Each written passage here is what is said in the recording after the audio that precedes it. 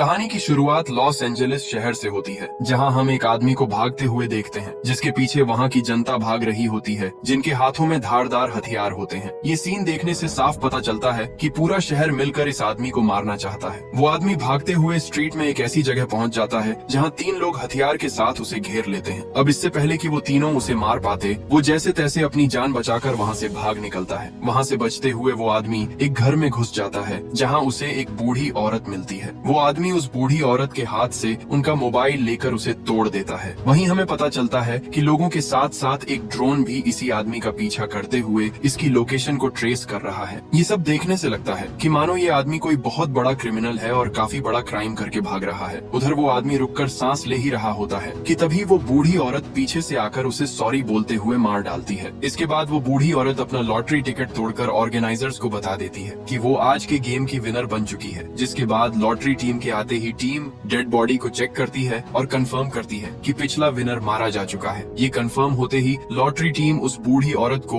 $22 million का एक बड़ा चेक देते हुए वो सभी लोग इस विक्ट्री को सेलिब्रेट करते हैं। यहाँ से सीन शिफ्ट होता है और हम एक बस में कैटी नाम की एक लड़की को देखते हैं। दरअसल कैटी कैलिफोर्निया आकर एक्टिंग में अपना करियर बनाना चाहती है। यहाँ हम कैटी के हाथ में एक मिनी ऑस्कर अवार्ड को भी देखते हैं, जो उसे एक याद के रूप में उसकी माँ ने दिया था। कैटी अपने साथ उसी बस में बैठी एक छोटी बच्ची को नोटिस कर रही होती है, जहाँ उस बच्ची के फादर फोन पर लगातार उसकी मॉम से बच्ची की बुराई कर रहे होते हैं। कैटी एक पुलिस वाले की एक्टिंग करके उस आदमी को समझाती है कि ऐसा करने की वजह से उसे सजा भी हो सकती है। कैटी की इसी समझदारी और बहादुरी को देखकर उसके पास बैठी एक बूढ़ी औरत उसकी तारीफ करने लगती है। खैर, जल्द ही उस बूढ़ी औरत का स्टॉप आ जाता है और वो बस से उतर जाती है। थोड़ी देर में कैटी को रियलाइज होता है कि वो औरत उसकी घड़ी चुरा कर ले जा चुकी है। कैटी अब कुछ कर भी नहीं सकती थी, इसलिए वो बस में बैठकर बाहर की तरफ देखने लगती है। कैटी देखती है कि बाहर चारों तरफ लोग एक दूसरे को मार रहे हैं, सब एक दूसरे के खून के प्यासे हैं। तभी कैटी की नजर लुइस प्रोटेक्शन एजेंसी यानी LPA के एडवर्टाइजमेंट पर जाती है। कैटी मन ही मन सोचती है कि एक दिन उसके पास भी बॉडीगार्ड्स होंगे। थोड़ी देर बाद कैटी उस जगह पर पहुंच जाती है जहां उसने अपना नया रूम किराए पर लिया होता है। इसी बीच मीडिया में लगातार अगले लॉटरी ड्रॉ के बारे में बात चल रही होती है,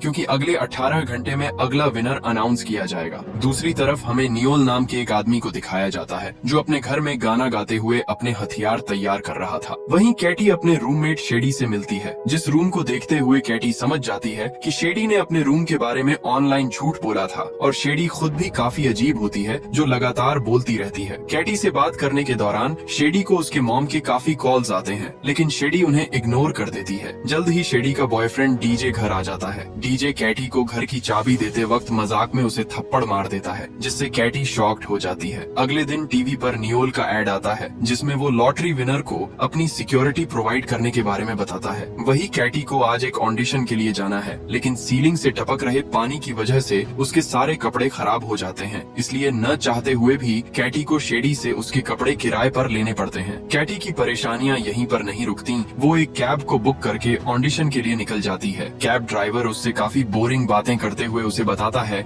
कि मशहूर रैपर कैली के पास खुद का एक बंकर है। अब ऑडिशन रूम में पहुंचते ही एक लड़की उससे ऑडिशन के लिए $400 मांग लेती है। ऑडिशन के दौरान कैटी बताती है कि बचपन में उसने कई सारी एड्स में काम किया है, लेकिन मॉम की तबीयत खराब होने की वजह से उसने अपने एक्टिंग करियर से ब्रेक लेना पड़ा। इसी बीच जेब से स्क्रिप्ट निकालते हुए कैटी से गलती से लॉटरी टिकट एक्टिवेट हो जाता है और किस्मत से कैटी इस जैकपॉट को जीत जाती है। लेकिन ऑडिशन में कुछ खास न कर पाने की वजह से उसे ऑडिशन से निकाल दिया जाता है। दूसरी तरफ ये खबर पूरे शहर में फैल चुकी थी कि कैटी ही इस जैकपॉट की विनर है। नियमों के मुताबिक जो भी उसे शाम होने से पहले मार देगा, वो इस जैकपॉट का अगला विनर होगा। उधर ऑडिशन के लिए आई सभी लड़कियां कैटी को अपने सामने देखकर शॉक्ड हो जाती हैं, क्योंकि सभी को लॉटरी टिकट पर कैटी का फोटो दिख जाता है। ये देखकर वहाँ मौजूद बाकी सभी लड़कियां कैटी पर हमला कर देती हैं और हमला इतना खतरनाक होता है कि कैटी की जान जाते जाते बच जाती है। कैटी खुद को बचाने के लिए बिना सोचे समझे नीचे की तरफ भागने लगती है और जाकर एक कमरे में छुप जाती है। लेकिन उसकी किस्मत खराब होती है, क्योंकि कैटी गलती से जूडो ट्रेनिंग सेंटर में घुस गई थी। जैकपॉट के लालच में ये लोग भी कैटी पर हमला कर देते हैं। कैटी अपनी स्टेज फाइटिंग क्लासेस की वजह से उनसे जैसे तैसे खुद को बचाती है, लेकिन इनमें से कोई भी यहाँ रुकने का नाम नहीं ले रहा है। तभी अचानक जूडो मास्टर उसे घुमाकर योगा क्लास में फेंक देता है। योगा क्लास की लड़कियों को भी जैकपॉट विनर का पता चल जाता है, इसलिए वो भी कैटी को मारने के लिए कूद पड़ती हैं। कोई कैटी पर बेसबॉल बैट से तो कोई तलवार से, जिसको जो मिलता है उसी से हमला करने लगता है। तभी अचानक जूडो मास्टर कैटी की गर्दन को पकड़ लेता है और उसे मारने की कोशिश करता है। तभी नियोल छत से एंट्री लेकर कमरे में एंटर होता है और कैटी को बचाते हुए जूडो मास्टर को दूर फेंक देता है। नियोल कैटी को ऑफर देता है कि शुरू के 5 लोगों को वो फ्री में मारेगा और उसके बाद उसकी सुरक्षा के लिए जैकपॉट का 10% उसे देना होगा। इसी बीच कैटी की सुरक्षा के लिए नियोल लगातार लोगों को मारे जा रहा था। कैटी के पास कोई रास्ता नहीं बचता, इसलिए वो नियोल की बात मानकर उसके साथ कॉन्ट्रैक्ट साइन कर देती है। कॉन्ट्रैक्ट साइन होते ही नियोल कैटी को भी हथियार के रूप में इस्तेमाल करते हुए सबको मारने लगता है। हालांकि कैटी को उस पर भरोसा नहीं होता, इसलिए वो चुपके से उसकी पैरालिसिस गन निकालकर नियोल को उससे दूर रहने के लिए बोलती है, लेकिन नियोल बड़ी आसानी से उससे गन को छीन लेता है। नियोल एक मार्शल आर्टिस्ट को मारते हुए उसका बेल्ट निकाल लेता है और सभी को बेल्ट से मारने लगता है। लड़ाई खत्म होने के बाद नियोल सबकी पोजीशन को ठीक करता है, जिसके बाद नियोल कैटी को बताता है कि खतरा और बढ़ने वाला है क्योंकि एक ड्रोन लगातार उन पर नजर रखे हुए है जो हर 14 मिनट्स में लॉटरी टिकट पर उनकी लोकेशन को शेयर करेगा। इसलिए हमें जल्द से जल्द यहाँ से बाहर निकलना होगा। बिल्डिंग से बाहर निकलते हुए नियोल कैटी को लॉटरी के नियमों के बारे में बताता है कि कोई भी किसी को गन से नहीं मार सकता, लेकिन कुछ भी फेंक के मार सकता है। नियोल ये बता ही रहा होता है, तभी सामने खड़े फूड ट्रक में से एक आदमी चाकू फेंककर हमला कर देता है। नियोल और कैटी को वहाँ से भागता देख वहाँ मौजूद लोग उनका पीछा करना शुरू कर देते हैं। दूसरी तरफ लॉटरी टिकट पर कैटी की लोकेशन को शेयर कर दिया जाता है, जिसका पता चलते ही उसके आसपास के सभी लोग उसके पीछे पड़ जाते हैं। वहीं हम उस औरत को भी देखते हैं जिसने कहानी की शुरुआत में कैटी की घड़ी को चुराया था। वो भी अपनी गन लेकर कैटी को मारने के लिए निकल पड़ती है। इधर कार में नियोल ये जानकर हैरान होता है कि कैटी को लॉटरी के बारे में कुछ भी नहीं पता है। इस पर कैटी उसे बताती है कि काफी ज्यादा डिप्रेशन होने की वजह से मैं और मेरी माँ टीवी पर फिल्में और कुकिंग शो ही देखा करते थे, हम कभी भी न्यूज नहीं देखते थे। नियोल कैटी को एक हेलमेट पहनने के लिए देता है जिससे कि उसका सर बच सके। वहीं कुछ लोग बाइक से उनके पीछे पड़ जाते हैं। वो लोग लगातार पेट्रोल बॉम्ब से कार में आग लगाने की कोशिश करते हैं, लेकिन जल्द ही हवा की वजह से आग बुझ जाती है। मगर तभी पीछे से एक लड़की नियोल की कार में कूदकर कैटी को मारने आ जाती है। इसलिए नियोल अपनी कार की स्टीयरिंग व्हील कैटी को पकड़ाकर उसे बचा लेता है और बड़ी सावधानी से उस लड़की को हेलमेट लगाकर अपनी कार से बाहर फेंक देता है। खुद को छुपाने के लिए नियोल अपनी गाड़ी को एक गैराज में ले आता है, लेकिन बाइक सवार वहाँ भी उनका पीछा नहीं छोड़ते हैं। इसलिए नियोल गाड़ी को गोल गोल घुमाते हुए उन्हें चकमा देकर गैराज से बाहर निकालने की सोचता है। तभी गैराज से निकलते समय नियोल अपने सामने एक दीवार को देखता है। नियोल जानबूझकर गाड़ी की स्पीड को बढ़ाकर दीवार तोड़ देता है। बाहर निकलते ही उनका पीछा कर रहे कुछ बाइकर्स उससे टकराकर दूर जा गिरते हैं। वहीं अब नियोल की कार की हालत काफी खराब हो चुकी थी, इसलिए वो दोनों एक गली में जाकर आगे के प्लान को डिस्कस करने लगते हैं। मगर अभी भी कैटी को नियोल पर भरोसा नहीं होता है, क्योंकि यहाँ हर कोई उसकी जान के पीछे पड़ा हुआ है और शायद मौका मिलते ही नियोल भी उसे मार डालेगा। इसलिए कैटी नियोल को पंच मारकर उसकी नाक तोड़ देती है। नियोल खुद को संभालता है। तभी कैटी उसे बताती है कि मुझे बस किसी भी तरह इस गेम से बाहर होना है। इस पर नियोल उसे बताता है कि इसके लिए तुम्हें शहर छोड़ना होगा। ये सब बातें चल ही रही होती हैं, तभी वहाँ पर 2 पुलिस वाले आ जाते हैं, जिन्हें देखकर कैटी को लगता है कि पुलिस उसे बचा लेगी, लेकिन यहाँ लॉटरी के लिए पुलिस भी उस पर हमला कर देती है। मगर नियोल आगे आकर उन्हें रोक लेता है और उन्हें मारना शुरू कर देता है। इसी मौके का फायदा उठाकर कैटी अपनी जान बचाने के लिए वहाँ से भाग जाती है। वहाँ से कैटी भागकर शहर के एक वैक्स म्यूजियम में छुप जाती है। वहीं बाहर उड़ रहा ड्रोन लगातार कैटी पर नजर रखे होता है और 14 मिनट्स होते ही उसकी लोकेशन सबको बता देता है। लोकेशन का पता चलते ही कैटी को शेडी का कॉल आता है, जो उसे बताती है कि मैं घर पर हूँ, तुम कहाँ हो। लेकिन बाहर से आ रही आवाज से कैटी समझ जाती है कि शेडी भी अब उसकी जान की दुश्मन बन चुकी है। वहीं शेडी को अंदर बज रहे माइक की आवाज से पता चल जाता है कि कैटी पास के ही एक म्यूजियम में छुपी है। अपनी जान बचाने के लिए कैटी म्यूजियम में रखे वैक्स के पुतलों के पीछे छुप जाती है, मगर शेडी जल्द ही उसे ढूंढकर उस पर अपने बॉयफ्रेंड के साथ जानलेवा हमला कर देती है। इन तीनों के बीच काफी देर लड़ाई चलती है, मगर कैटी इनके ऊपर पुतला फेंककर म्यूजियम से बाहर भाग जाती है। और अब असली मुसीबत तो बाहर खड़ी होती है, क्योंकि इस शहर में मौजूद हर व्यक्ति को कैटी की लोकेशन के बारे में पता होता है। इसलिए आसपास मौजूद सभी लोग कैटी को देखते ही उसको चारों तरफ से घेर कर हमला कर देते हैं। लेकिन तभी नियोल हीरो बनकर पुलिस की कार में एंट्री लेता है और कैटी को अपने साथ कैली के घर ले जाता है। ये दोनों उस कैली से उसका पैनिक रूम खुलवाने के लिए उसे अजीब अजीब साइन देते हुए काफी बेकार एक्टिंग करते हैं। पैनिक रूम खुलते ही ये दोनों उसके अंदर कुछ देर आराम से रुकने के लिए चले जाते हैं, लेकिन इसके लिए इन्हें न चाहते हुए भी उस आदमी पर भरोसा करना पड़ता है। पैनिक रूम में बैठकर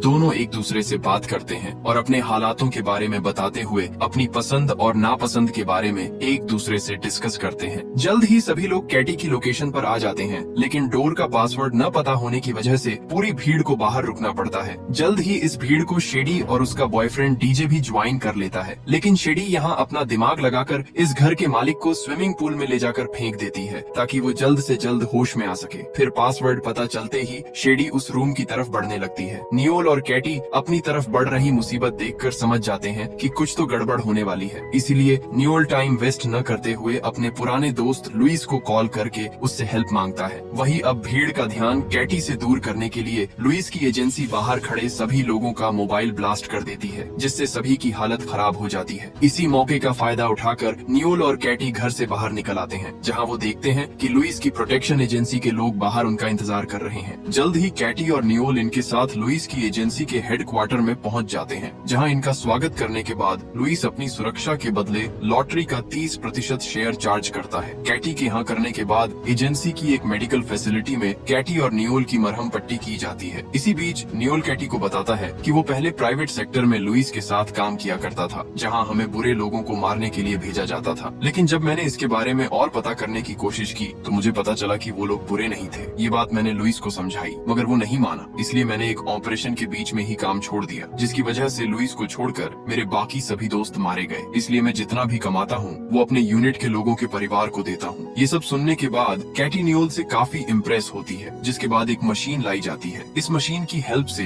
कैटी के लिए एक नया मास्क बनाया जाता है, जिससे कि लोग उसे पहचान न सकें। और सारी तैयारी खत्म होने के बाद एजेंसी वाले कैटी को बाहर ले जाने लगते हैं। तभी नियोल उसे बताता है कि ये लोग हमें बचा नहीं रहे हैं, बल्कि लॉटरी के लिए तुम्हें मारने वाले हैं, क्योंकि इतनी बड़ी एजेंसी को चलाने के लिए एक बहुत बड़ा अमाउंट लगता है, जो कि किसी भी लॉटरी के 30% से पॉसिबल नहीं है। जो भी इनके पास प्रोटेक्शन के लिए आता है, ये लोग उसका सारा पैसा ले लेते हैं। इसीलिए नियोल एक प्लान बनाकर कैटी से कहता है कि बाहर खड़ी गाड़ियों में से एक में तुम बैठ जाना, और ये गाड़ी ऑटोमेशन पर लगी हुई है, इसलिए तुम बड़ी आसानी से यहाँ से निकल जाओगी। ये बात कैटी भी समझ जाती है, क्योंकि कैटी भी अब नियोल पर भरोसा करती है। वही अब कैटी के न चाहते हुए भी लुइस उसे अकेले ही एक अलग गाड़ी में ले जाने की कोशिश करता है, लेकिन कैटी का कहना था कि वो जहाँ भी जाएगी उसके साथ नियोल जाएगा, मगर लुइस इस बात से इनकार कर देता है। इसलिए कैटी मौका मिलते ही लुइस को जोर से लात मार देती है, और वहीं मौजूद नियोल बाहर का दरवाजा खोल देता है, जिससे बाहर खड़ी पूरी जनता हेडक्वार्टर के अंदर घुस आती है। लेकिन मास्क लगे होने की वजह से कोई भी कैटी को पहचान नहीं पाता और बिना उसे हाथ लगाए अंदर की ओर चले जाते हैं। इसी का फायदा उठाते हुए कैटी एक कार में छुपकर वहां से निकल जाती है और एजेंसी वाले देखते रह जाते हैं। अब बस इस शहर से बाहर निकलना ही कैटी का मकसद होता है, क्योंकि जब तक वो ऐसा नहीं करेगी लोग उस पर हमला करते रहेंगे। कैटी के जाते ही एजेंसी उसका पता लगाने की कोशिश करने लगती है, लेकिन इसी बीच वो लोग नियोल को पकड़ लेते हैं। जल्द ही कैटी गाड़ी का कंट्रोल अपने हाथ में ले लेती है, जिससे न चाहते हुए भी एजेंसी को उसकी लोकेशन का पता चल जाता है। लुइस वीडियो कॉल करके कैटी को धमकी देता है कि अगर वो दिए गए टाइम के अंदर उसकी बताई जगह पर नहीं आई तो वो नियोल को मार देगा। और अब मजबूरी में कैटी को अपनी गाड़ी को मोड़कर लुइस की बताई जगह के लिए निकल जाती है। इसी बीच लुइस नियोल को एक बंद पड़े थिएटर में ले आता है। तभी कैटी एक छोटी सी गन लेकर वहाँ आ जाती है और लुइस से कहती है कि उसे छोड़ दो, वरना मैं खुद को मार लूंगी। नियोल उसे ऐसा करने से मना करता है, लेकिन कैटी लुइस को बताती है कि मेरे ऐसा करते ही लॉटरी यहीं खत्म हो जाएगी और तुम्हारे हाथ कुछ भी नहीं लगेगा। इसलिए लुइस मान जाता है और कैटी से उसकी गन मांगने के लिए उसके पास आता है। उसके नजदीक आते ही कैटी उसे लात मारकर नीचे गिराते हुए अपनी लाइव चल रही वीडियो से अपने फैंस को सारा सच दिखा देती है कि कैसे LPA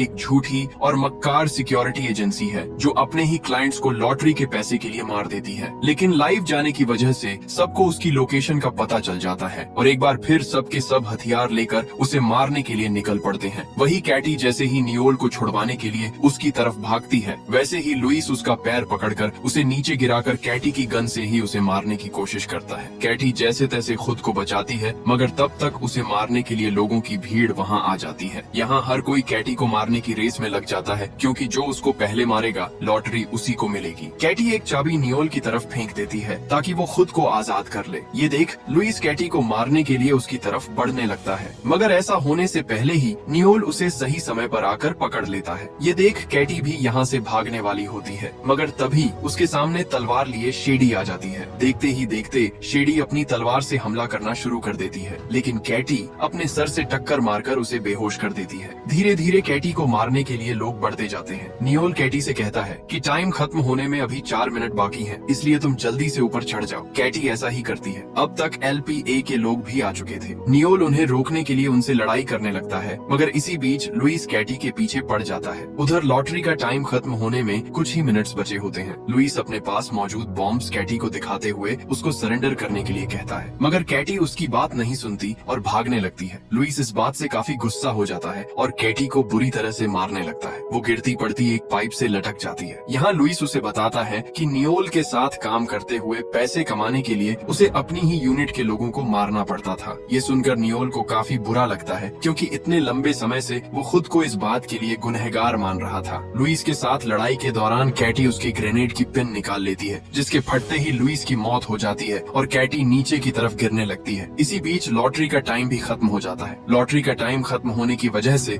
जो लोग अब तक उसकी जान के पीछे पड़े हुए थे, वही लोग उसको बचा लेते हैं। नीचे आने के बाद कैटी लॉटरी टिकट पर अपना अंगूठा लगाकर लॉटरी को फाइनली जीत जाती है। इसके बाद शो का होस्ट वहां आकर सेलिब्रेशन के साथ कैटी को $3.6 बिलियन का चेक देता है। सेलिब्रेशन के बाद कैटी नियोल से कहती है कि उन सोल्जर्स की फैमिली की हेल्प के लिए मैं तुम्हें लॉटरी का 50% दे दूंगी। यहाँ से सीन 6 महीने बाद शिफ्ट होता है और हमें दिखाया जाता है कि नियोल ने अपनी एक सिक्योरिटी एजेंसी खोल ली है और वहीं कैटी ने ऐसे बच्चों के लिए स्कूल खोला है जिनके माँ बाप उन पर ध्यान नहीं देते। फाइनल सीन में हम कैटी और नियोल को एक यॉट पर अपनी लाइफ को एंजॉय करते हुए देखते हैं और इसी के साथ ये कहानी यहीं पर खत्म हो जाती है।